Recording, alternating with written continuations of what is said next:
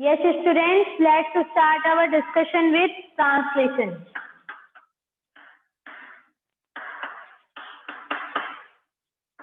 ठीक है, ट्रांसलेशन के बारे में हम देखेंगे कि हमने अभी तक सेंट्रल डॉगमा इन मॉलिक्यूलर बायोलॉजी पढ़ा है, जिसमें हमने क्या देखा कि जो हमारा डीएनए था वो क्या बनाता है, एमआरएनए, और एमआरएनए से फॉर्मेशन होता है प्रोटीन का। तो डीएनए से जब मैम ट्रांसलेशन ट्रांसक्रिप्शन बेटे दो प्रोसेस होते हैं ना, वहाँ ट्रांसक्रिप्शन होता है और ट्रांसलेशन होता है। ठीक है, जब हम किसी भी अमीनो एसिड से प्रोटीन फॉर्मेशन करते हैं तब आप उसको क्या कहते हैं, ट्रांसलेशन कहते हैं। ठीक है, it is the process of synthesis of protein from amino acid sequence and order of amino acid being defined by sequence of bases. यानी जो एमआरएनए में बेस थे उनका जो सीक्वेंस है वो किसका ऑर्डर बताएगा, एमिनो एसिड का सीक्वेंस बताएगा। ठीक है, और एमिनो एसिड से क्या बन जाएंगे, प्रोटीन फॉर्मेशन होगी। इसी प्रोसेस को आप क्या कहते हैं, ट्रांसलेशन कहते हैं। ठीक, तो एमिनो एसिड के बीच में बॉन्डिंग कौन सी होती है, amino acid are joined by peptide bond. ठीक है, एमिनो एसिड हमेशा पेप्टाइड बॉन्ड से ज्वाइन होते हैं आपस में। अब ट्रांसलेशन यूनिट इन एमआरएनए, हमने एमआरएनए पढ़ा है, मैसेंजर आरएनए पढ़ा है, तो वहां पे जो ट्रांसलेशन यूनिट हम देख रहे हैं उसके अंदर क्या है, स्टार्ट कोडोन है जो शुरू कराएगा। किस एंड पे है वो, 5' से 3' एंड पे। यहाँ हमारे पास क्या है, स्टार्ट कोडोन जो शुरू कराएगा, इनिशिएट कराएगा रिएक्शन को, फॉर्मेशन को शुरू कराएगा, उसको आप क्या बोल रहे हैं, स्टार्ट कोडोन। तो स्टार्ट कोडोन है और रीजन कोडिंग है फॉर अ पॉलीपेप्टाइड, किसी एक पर्टिकुलर पॉलीपेप्टाइड के लिए। बेटा कहाँ ध्यान है आपका, यहाँ भी सुन लीजिए। ठीक है, ऊपर रखिए कि कहाँ पर होगा हमारा रीजन कोडिंग होगा पॉलीपेप्टाइड के लिए, और स्टॉप कोडोन होगा। जब शुरू होगा, इनिशिएशन होगा, तो ऑब्वियस है कि उसका स्टॉप भी होगा। ठीक है, स्टॉप कोडोन होगा।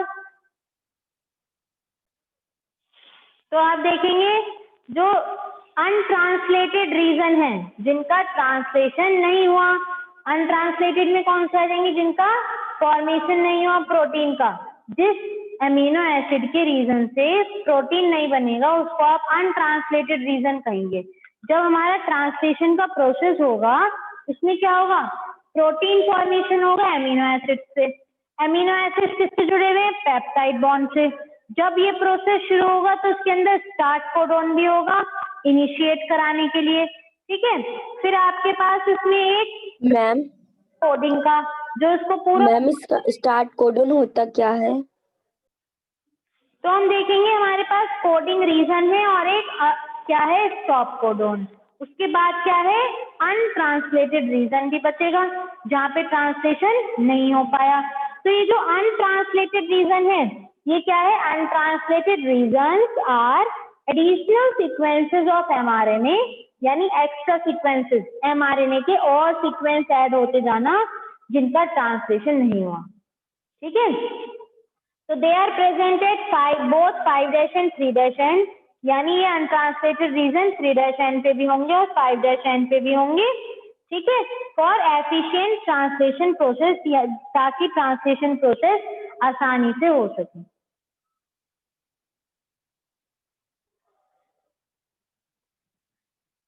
देखिए translation, translation refers to the process of polymerization of amino acids to form a polypeptide. ठीक है, यानी बहुत सारे एमिनो एसिड्स का आपस में मिलना ताकि एक पॉलीपेप्टाइड बन सके, और फिर क्या होगा, उससे प्रोटीन सिंथेसिस हो जाएगा।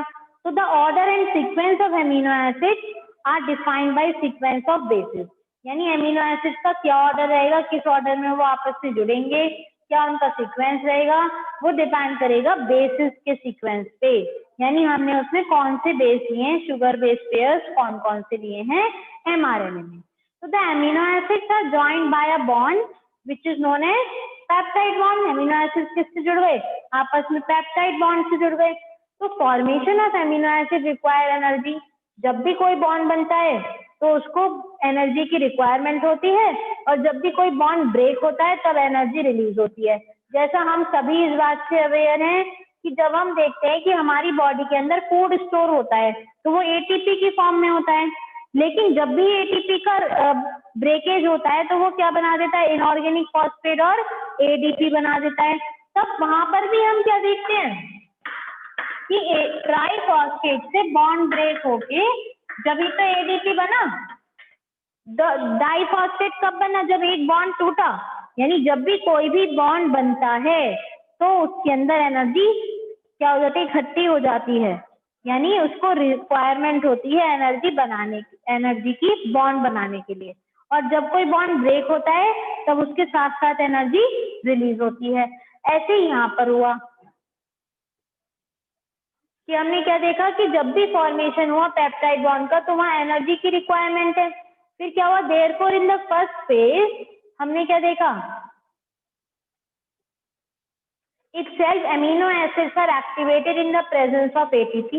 अमीनो एसिड एक्टिवेट हो गए एटीपी की प्रेजेंस में and link to their cognate tRNA, यानी अपने ट्रांसफर आरएनए से जाके अमीनो एसिड अटैच हो गए और इस प्रोसेस को आपने क्या कह दिया, चार्जिंग ऑफ टीआरएनए। ठीक है, यानी अमीनो एसिड के ऊपर किसका, एटीपी का जो अटैचमेंट है तो उसको हम क्या कह रहे हैं, एटीपी की प्रेजेंस में जो एमिनो एसिड का अटैचमेंट है टीआरएनए से उसको हम क्या बोलते हैं, amino acylation of tRNA, amino acylation of tRNA या फिर चार्जिंग ऑफ टीआरएनए। तो ये two such charge tRNA are brought close enough, यानी जब ऐसे दो चार्ज ट्रांसफर आरएनए एक दूसरे के पास आएंगे तो जो फॉर्मेशन है वो हो जाएगा पेप्टाइड बॉन्ड का। दो चार्ज डीएनए एक दूसरे के पास आए, अट्रैक्शन हुआ नेगेटिव पॉजिटिव का और वहां पे क्या बन गया, पेप्टाइड बॉन्ड बन गया। ठीक, और वो क्या होगा, बहुत ज्यादा एनर्जेटिक होगा। तो the presence of catalyst would enhance the rate of peptide bond formation. जो कैटलिस्ट की प्रेजेंस है वो क्या करेगी, पेप्टाइड बॉन्ड फॉर्मेशन में हेल्प करेगी, क्योंकि कैटलिस्ट का रोल क्या होता है, जितना भी रेट ऑफ रिएक्शन है उसको मॉडरेट करना, अगर ज्यादा है तो कम करना ताकि बैलेंस बना रहे, और कम है तो बढ़ाना ताकि वो एक मीडियम रेट से रिएक्शन होती रहे। तो हम देखेंगे जो सेलुलर फैक्ट्री है, सेलुलर फैक्ट्री यानी सेल जहां पर फॉर्मेशन हो रहा है प्रोटीन्स का, कहाँ पर होता है, राइबोसोम। राइबोसोम कहाँ पर होते हैं, न्यूक्लियस के अंदर से फॉर्मेशन होता हुआ आता है प्रोटीन्स का। तो यहाँ क्या हम कह रहे हैं, cellular factory responsible for synthesizing protein is the ribosome. तो जो राइबोसोम है उसके अंदर क्या है, structural RNA and about 80 different protein, structural RNA और 80 टाइप के प्रोटीन है। और in it inactive state it exist two subunits. जब ये अपनी इनएक्टिव स्टेट में होता है, ये बहुत ही इंपॉर्टेंट टॉपिक है राइबोसोम्स के बारे में, क्योंकि आप ये दो सब यूनिट्स के बारे में हमेशा पढ़ते हैं कि जब ये अपनी इनएक्टिव स्टेट में होता है तो इसकी दो सब यूनिट है, एक लार्ज और एक स्मॉल। जब एक स्मॉल सब यूनिट क्या करती है, एनकाउंटर ऑन एमआरएनए यानी उसके ऊपर अटैक करती है, जब छोटी सब यूनिट राइबोसोम की the process of translation of mRNA to form protein begin. इसी स्टेप से एमआरएनए का प्रोसेस शुरू हो जाता है प्रोटीन बनाने का। यानी इस स्टेप से जब स्मॉलर यूनिट क्या करेगी, एनकाउंटर करेगी, एमआरएनए को मारने की कोशिश करेगी, एनकाउंटर करना कहते हैं ना प्रैक्टिकल लैंग्वेज में, तब उस टाइम पे वो प्रोसेस शुरू हो जाएगा और प्रोटीन बनने लगेगा। तो there are two sites in the large subunit. अब लार्ज सब यूनिट पे आ जाए तो उसके पास दो साइट है for subsequent amino acid to bind to, यानी एक तो एमिनो एसिड के साथ बाइंड होने के लिए है और दूसरी है जो एक दूसरे से काफी ज्यादा क्लोज रहती हैं और वहाँ फॉर्मेशन होता है पेप्टाइड बॉन्ड का। ठीक है, यहाँ आप ट्रांसलेशन में देखेंगे, यहाँ आप देख सकते हैं ये पूरा 5' to 3' एंड शो किया हुआ है जिसमें आपके सारे बेस पेयर हैं, cytosine uracil, cytosine uracil uracil, guanine guanine guanine uracil. तो ये पूरा जो पेयर है इससे टीआरएनए अटैच हुआ, तो टीआरएनए जब अटैच होगा तो वो कॉम्प्लीमेंट्री बेस पेयर बनाएगा। C के साथ G, G के साथ C, C के साथ A, ठीक है। और इन्होंने यहाँ बॉन्ड शो नहीं करे, लेकिन हम सभी को पता है कि यहाँ C और G के बीच में कितने हाइड्रोजन बॉन्ड्स आएंगे, 3 हाइड्रोजन बॉन्ड्स आएंगे, और T और A में 2 हाइड्रोजन बॉन्ड आएंगे, ठीक है। फिर हम देखेंगे कि जो हमारा tRNA है, तो यहाँ tRNA का एक एंड से तो वैलेन जुड़ा हुआ है और एक से एलेनिन जुड़ा हुआ है, और ये पूरा सीक्वेंस किसका आ गया, आपका जो कोडोन्स थे किसके लिए, जो आपके ग्लाइसिन, ल्यूसीन, टायरोसिन, सेरेनिन, सेराइन, इन सब की कोडिंग जो थी एक पूरी पॉलीपेप्टाइड चेन बनती चलेगी अमीनो एसिड की टीआरएनए के ऊपर, ठीक है। और साइड में आप देखेंगे कि और टीआरएनए यहाँ आके अटैच होते जा रहे हैं, ठीक है। तो ये क्या है, ग्रोइंग पॉलीपेप्टाइड चेन है, और ये पूरा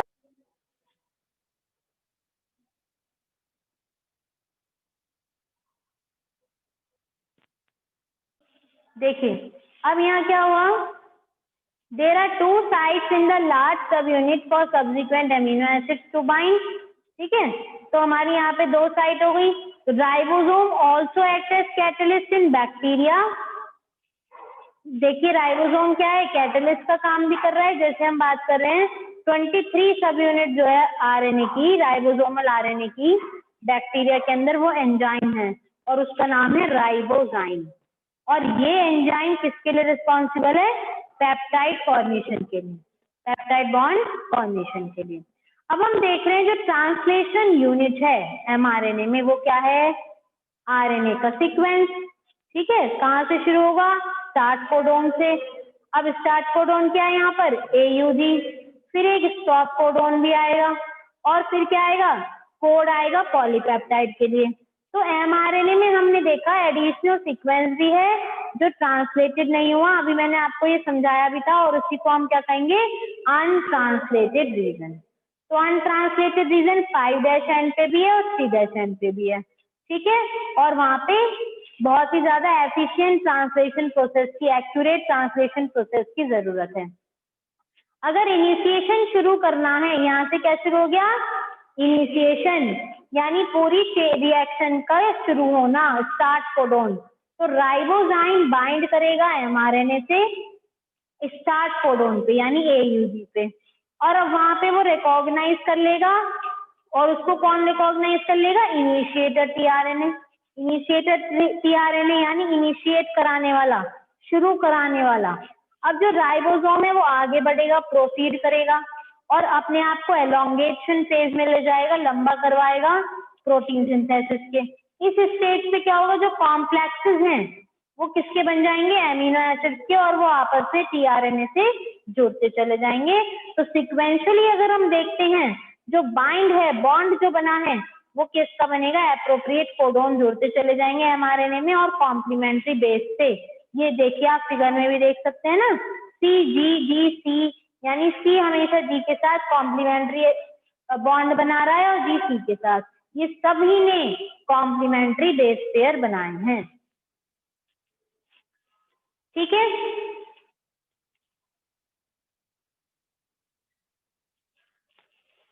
So for initiation, ribosome bind to mRNA at start codon AUG, that is recognized by initiator tRNA. Ribosome proceed to elongation phase of protein synthesis, और इस phase में क्या होगा, complexes composed of an amino acid linked to tRNA, और फिर वहाँ sequential binding होगी appropriate codon की mRNA में, और complementary base pair join हो जाएंगे। Ribosome move from codon to codon, एक कोडोन से दूसरे कोडोन पे राइबोसोम जाते जाएंगे एमआरएनए के साथ। Amino acids are added 1 by 1, एक एक करके कौन जुड़ जाएंगे, amino acid, translated into polypeptide sequence, और ट्रांसलेशन होगा, और वो एक जो बॉन्ड से पॉलीपेप्टाइड बनते चले जाएंगे, ठीक है। At the end release factor binds to stop codon, एक रिलीज फैक्टर निकलेगा और वो स्टॉप कोडोन से जाके बाइंड हो जाएगा, ट्रांसलेशन टर्मिनेट हो जाएगी।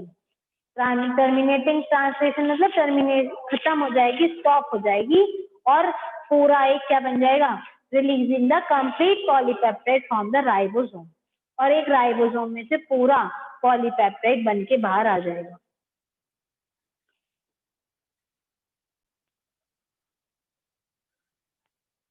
देखिए next one is regulation of gene expression, यानी रेगुलेशन का मतलब क्या है? Controlling the amount and time of formation of gene products according to the requirement of cell. Cell की जरूरत के हिसाब से जीन प्रोडक्ट का टाइम और अमाउंट सेट करना, इसी को आप क्या कहते हैं? Regulation of gene expression. ठीक है, हर वेरियस लेवल पे रेगुलेशन होता है और हम ये मानते हैं कि रेगुलेशन बहुत ही इंपॉर्टेंट प्रोसेस है। अगर हम यूकैरियोट्स की बात कर रहे हैं तो यूकैरियोट्स में जब हम देखेंगे तो क्या होता है? ट्रांसक्रिप्शन लेवल, मतलब जो रेगुलेशन है यूकैरियोट्स में वो 4 लेवल पे होता है, जिसमें हमारा फर्स्ट है transcription level, second one is processing level यानी रेगुलेशन होना, third one is transport of mRNA from nucleus to cytoplasm. Nucleus से बनेगा ना राइबोसोम प्रोटीन, तो उसका प्रोसेस शुरू होना, न्यूक्लियस से साइटोप्लाज्म तक आना एमआरएनए का, और fourth one is translation level. ये 4 स्टेप्स में आपका यूकैरियोट्स के अंदर ट्रांसलेशन होता है। फिर है प्रोकैरियोट्स में अगर हम देखते हैं तो control of rate of transcription initiation is the predominant site for control of gene expression, यानी इनिशिएशन जो स्टेप है वो ही कंट्रोल करेगा प्रोकैरियोट्स के अंदर ट्रांसलेशन प्रोसेस को। और ये हम किस में देख सकते हैं? लैक ऑपेरॉन में और टीआरपी ऑपेरॉन में। यहाँ से हमारा इंपॉर्टेंट टॉपिक शुरू होता है। लैक यानी लैक्टोज और टीआरपी यानी ट्रिप्सिन। लैक्टोज और ट्रिप्सिन हमारे प्रोटीन एमिनो एसिड जो है उनसे शुरू होता है, आगे हम देखेंगे। देखिए यहाँ से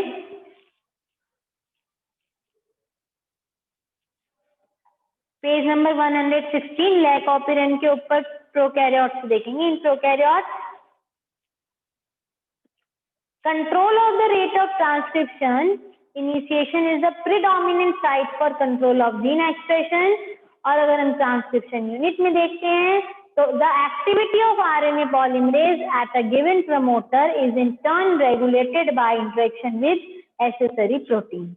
ठीक है, उनको कौन रेगुलेट करेगा? accessory proteins which affects its ability to recognize start site। start site मतलब इनिशिएशन साइट जहां से शुरुआत हो रही थी उसको भी वो इफेक्ट करेगा। ये जो रेगुलेटरी प्रोटीन्स हैं ये पॉजिटिवली और नेगेटिवली दोनों को काम कर सकते हैं। जहां जरूरत होगी पॉजिटिव चार्ज बन जाएंगे, तब इनको एक्टिवेटर कहेंगे, और जब जरूरत नहीं होगी तो ये नेगेटिव बन जाएंगे, रिप्रेसर बन जाएंगे और रिएक्शन को रोक देंगे। तो एक्सेसिबिलिटी जो है इसकी प्रमोटर रीजन की, ठीक है, प्रोकैरियोट में वो हर बहुत सारे केसेस में कौन रेगुलेट करता है? उन्हें प्रोटीन्स का पूरा इंटरेक्शन, और उस सीक्वेंस को ऑपरेटर कहते हैं जो इसको ऑपरेट करता है, कंट्रोल करता है। ऑपरेटर रीजन जो होता है वो एडजेसेंट होता है, प्रमोटर के आसपास रहता है। ज्यादातर केसेस में जो सीक्वेंसेस हैं ऑपरेटर के वो बाइंड होते हैं रिप्रेसर प्रोटीन में, और each operon has its sequence specific operator. Her operon का अपना पर्टिकुलर ऑपरेटर है और पर्टिकुलर रिप्रेसर है, यानी शुरुआत कराने वाला और बंद करने वाला पर्टिकुलर अलग अलग प्रेजेंट है। तो अगर हम बात करते हैं lac operator is present only lac operon, lactose operon में लैक ऑपरेटर है और ये इनिशिएट कराएगा स्पेसिफिकली और केवल लैक रिप्रेसर के साथ ही काम करेगा। तो यहीं से हमारा स्टार्ट होता है लैक ऑपेरॉन यानी लैक्टोज का ऑपेरॉन मॉडल। ठीक है, ये बहुत ही इंपॉर्टेंट टॉपिक है, इसको आप ध्यान से समझेंगे। देखिए लेक्चर सुनेंगे, रीडिंग बाद में कर लेंगे। देखिए ऑपेरॉन क्या है? The concept of operon was first propose in 1961 by Jacob and Monod. Jacob और मोनोड ने सबसे पहले 1961 में इसका कॉन्सेप्ट दिया था। And operon is a unit of prokaryotic gene expression. Operon क्या है? यूनिट है प्रोकैरियोटिक जीन एक्सप्रेशन की, यानी जो प्रोकैरियोट्स में हम बात कर रहे हैं ना लैक ऑपेरॉन मॉडल की, उसके अंदर जो उसका पूरा एक्सप्रेशन है जीन्स का, उनकी यूनिट है। Which includes coordinately regulated genes. Coordination मतलब आपस में ट्यूनिंग करे हुए एक रेगुलेटेड जीन्स की यूनिट जो आपस में बॉन्डिंग ट्यूनिंग के साथ आगे चल रहे हैं। and control units which are recognized by regulatory gene products. जिन्हें कौन कंट्रोल करेगा? रेगुलेटरी जीन प्रोडक्ट्स के थ्रू उन्हें कंट्रोल किया जा सकता है। अब आते हैं कंपोनेंट, ऑपेरॉन के कंपोनेंट, जिसमें हमारा सबसे पहले आता है स्ट्रक्चरल जीन।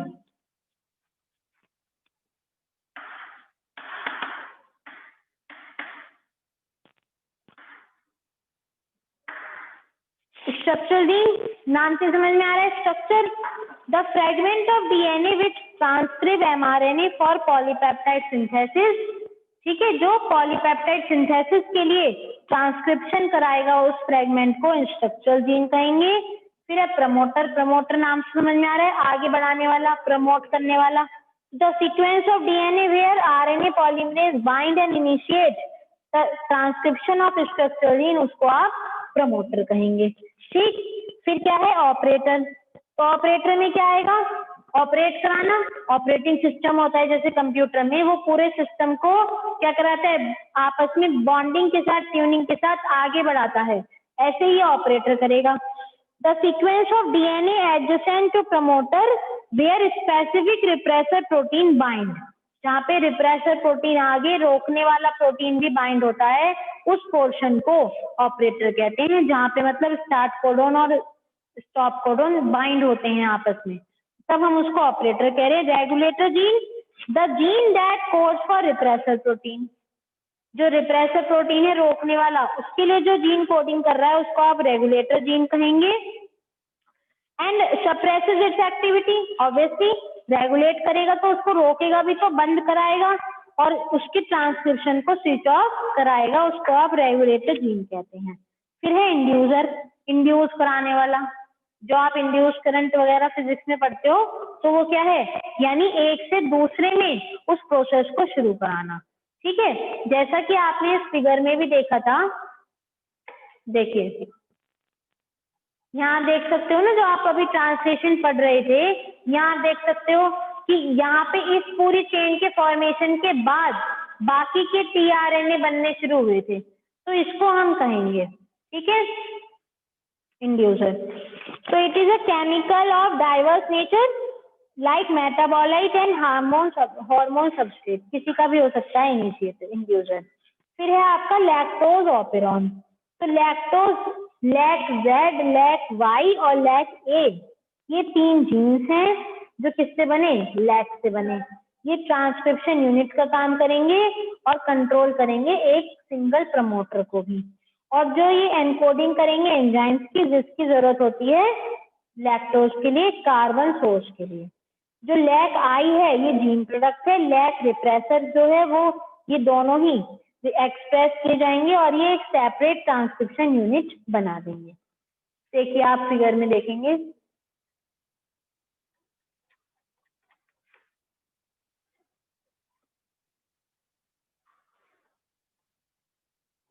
देखिए ये है ना यहाँ पर रिप्रेसर एमआरएनए, रिप्रेसर ने क्या करा? Repressor binds to operator region, O region से जाके जुड़ गया और उसने प्रिवेंट, रोक दिया आरएनए पॉलीमरेज को कि वो ट्रांसक्रिप्ट ना करे ओपेरॉन में।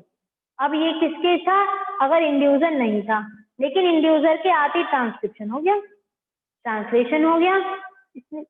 जो इनएक्टिव रिप्रेसर था, इंड्यूसर ने आके उसको क्या कर दिया? एक्टिव बना दिया, रिप्रेसर एमआरएनए आ गया, लैक एमआरएनए बन गया ट्रांसक्रिप्शन में, और ट्रांसलेशन से ट्रांसएसिटाइलेज यानी सारे एंजाइम्स की प्रेजेंस में इंड्यूसर ने इसको इंड्यूस करा दिया, शुरू करा दिया।